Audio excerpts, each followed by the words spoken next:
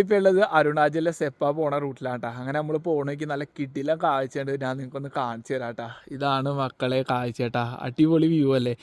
ഇവിടെ നിന്ന് കാണുമ്പോൾ വല്ലാത്തൊരു രസം തന്നെയാണ് കേട്ടോ. അതുപോലെ തന്നെ അടിയിൽ ഒരുപാട് വണ്ടികൾ പോകുന്നുണ്ട് കേട്ടോ.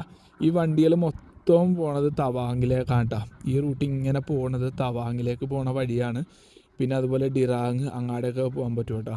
അതുപോലെ തന്നെ നമ്മൾ വന്നതും ഈ റൂട്ടിൽ കൂടെയാണ്. ഈ റൂട്ട് ഇതേപോലെ നേരെ പോയി കഴിഞ്ഞാൽ ഇവിടെ ഒരു തുരങ്കമുണ്ട്. ആ റൂട്ട് ഇങ്ങനെ തുരങ്കം കയറി പോയി കഴിഞ്ഞാൽ നമ്മൾ ആസാം, തേസ്പൂരി, അതുപോലെ തന്നെ ബാലിപ്പൂങ് അങ്ങാടേക്ക് പോകാൻ പറ്റും കേട്ടോ.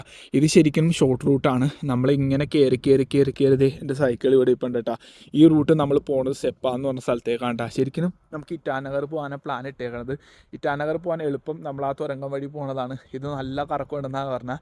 അപ്പോൾ ഈ റൂട്ട് കാണാൻ ഒരുപാട് ഭംഗിയുണ്ട്. അതുപോലെ തന്നെ അരുണാചലിൻ്റെ ഉള്ളിൽ കൂടെയാണ് നമ്മൾ പോകണേട്ടാ. അപ്പോൾ അതുകൊണ്ട് മാത്രമേ നമ്മൾ ഈ റൂട്ട് ചൂസ് ചെയ്തത്.